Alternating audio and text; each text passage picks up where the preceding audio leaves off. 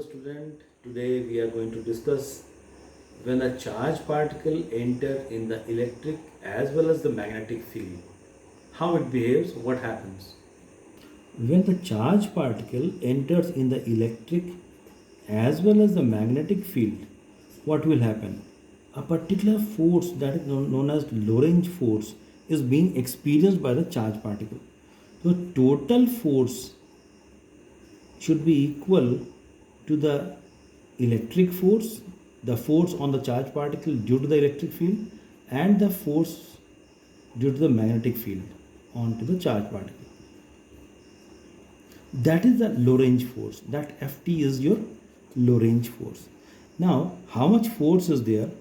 In case of the electric field, we have to write Q into E, electric field intensity, plus this magnetic field is Q V cross B, where V is the velocity and B is the magnetic field intensity.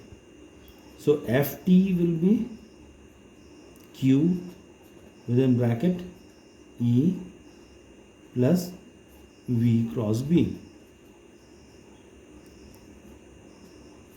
That is your expression for the Lorentz force. Now, so we have to say this is what electric force and this is the magnetic force. On to the charge particle, एक charge particle है, उस पर ये दोनों combined force लगता है अगर magnetic field भी है और electric field भी है. Fe, what is this Fe? Electric force, and Q is equal to Q into E. So direction of electric field direction of electric force is along the direction of the E. जो E का direction होगा वही force का होगा. Magnetic force जो था यहाँ पर Fm, that is Q V cross B. Here the cross product is there. Now what should be the direction of this Fm? That indicates that if the V is this direction and B is in this particular direction, then the direction of Fm is perpendicular to the plane containing V and B. That according to the cross product, you know, ये अगर V है, ये अगर मान लेते हैं V है, V का वेलोसिटी का डायरेक्शन मैग्नेटिक फील्ड का डायरेक्शन, तो ये प्लेन हो गया V क्रॉस B का. इसके परपेंडिकुलर डायरेक्शन होगा Fm का. अब इसके परपेंडिकुलर मतलब क्या? चाहे ऐसे भी हो सकता है या ऐसे भी हो सकता है, वर्टिकली अपवर्ड, वर्टिकली डाउनवर्ड. तो उसके लिए हम लोग स्क्रू रूल का यूज़ करेंगे, मैक्सवेल स्क्रू रूल. तो V cross B we have to move in this way. In this way means clockwise. So direction is if we are going to move the screw in the clockwise direction, the direction of the movement of the screw is downward. So यहाँ पर magnetic field intensity का ये magnetic force का direction क्या हो जाएगा? ये downward Fm. तो इसको हम लोग कैसे क्रॉस एरो कर क्रॉस एंड एनसर्कल भी कर सकते हैं. इसको Q into V cross B, इसको हम एक्सपैंड करेंगे या ब्रेक करेंगे तो क्या हो जाएगा? ये V B sine theta into unit vector होता है, तो हमको मालूम है. अब यहाँ पर अगर मान लेते हैं V और B, यहाँ कंडीशन आता है V और B के बीच, V एंड B के बीच एंगल मान लेते हैं 0 है. तो V और B के बीच अगर एंगल 0 डिग्री होगा तो ये फोर्स कितना लगेगा? Force is equal to 0 sine 0 0. अगर मान लेते हैं V और B के बीच एंगल है 90 degree, then a unique case will be there. अब देखिए ये जो 90 डिग्री का केस है, suppose this is direction of V and this is direction of B, angle is 90 degree. तो V क्रॉस B अगर हम मूव करेंगे तो डायरेक्शन ऑफ फोर्स क्या होगा? This is direction of force toward centre. अगर यही वाली चीज़ ये थोड़ा सा आगे बढ़ा, यहाँ पहुँचेगा, then also toward centre, then also toward centre. इस तरह से हम क्या देखते हैं, वो चार्ज पार्टिकल जो है अगर V और B के बीच 90 डिग्री है, वो charge particle, that charge particle start moving circularly. Very very interesting. And it provides the this particular magnetic force provides the centripetal force for this movement of this. Okay. Now another very important topic, magnetic force on current carrying conductor plays a uniform field. कौन सा field? Uniform electric field, ई। Electric field तो हो गया, यहाँ पर magnetic field में रखा हुआ है, यूनिफॉर्म मैग्नेटिक फील्ड है। एक कंडक्टर लिए जिससे करंट पास कर रहा है, ये डायरेक्शन है। अब यहाँ पर हमको करना क्या है, ये कंडक्टर है, as this is a conductor so it is having more free electrons. सब फ्री इलेक्ट्रॉन में फोर्स एक्सपीरियंस होगा क्योंकि ये मैग्नेटिक फील्ड में रखा हुआ है and current carrying conductor is है। तो हमको ये मालूम करना होगा कि ये पूरे कंडक्टर में कितना फ्री इलेक्ट्रॉन्स है। सबसे पहले मान लेते हैं कंडक्टर जिसका क्रॉस सेक्शन एरिया ए है, लेंथ एल है। तो सबसे पहले हम क्या करेंगे, एक छोटा सा एलिमेंट लेंगे dl और इसमें मालूम करेंगे कितना फ्री इलेक्ट्रॉन्स है। Let n be the number of free electrons per unit area, per unit volume. 3 dimension is there, so per unit volume. तो यहाँ पर n क्या है, number of free electrons per unit volume. तो dl element में number of free electrons कितना हो जाएगा, फ्री इलेक्ट्रॉन्स ये हो जाएगा आपका number of free electrons, that is your free electrons will B n, number of free electrons will be n into volume. किसका वॉल्यूम, ये जो एलिमेंट है उसका volume. So n into A into dl, dl इसका length था, area of cross section इसका a है।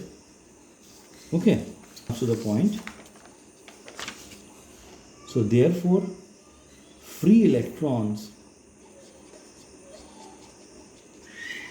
इन dl length, वहाँ फ्री इलेक्ट्रॉन कितना हो गया, free electrons into A into dl। तो charge on dl length, charge कितना हो जाएगा, NaDl इंटू ई, इलेक्ट्रॉनिक चार्ज। अब फोर्स कितना होगा, the force experienced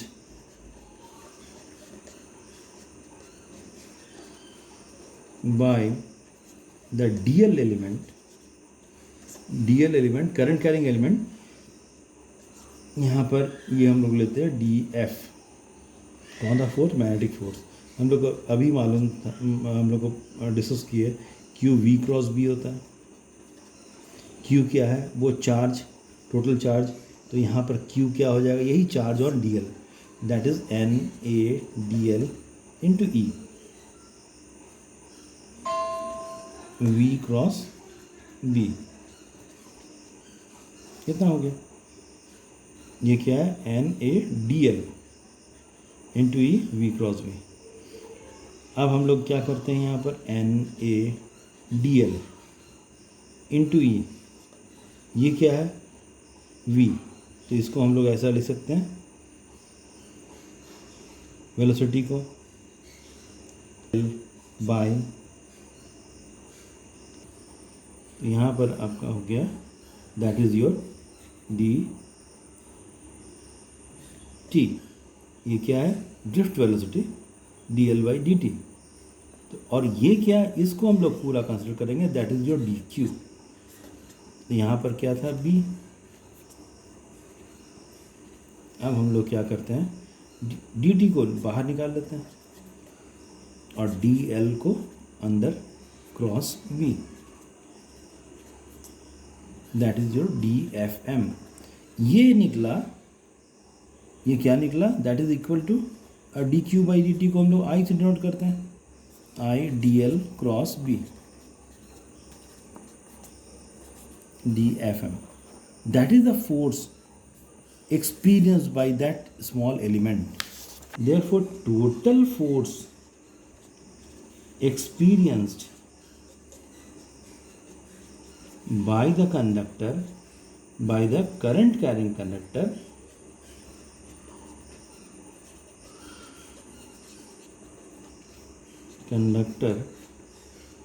will be integration of dfm is equal to integration of I dl cross v. ये आया था, उसको हम इंटीग्रेट कर दिए तो that is your F M is equal to I को बाहर निकाल लिए, इसको डी एल को इंटीग्रेट कर दिए. हम ऐसा कर सकते हैं, तो डी एल को इंटीग्रेट करेंगे तो आई हो जाएगा, तो ये F M is equal to I L cross B.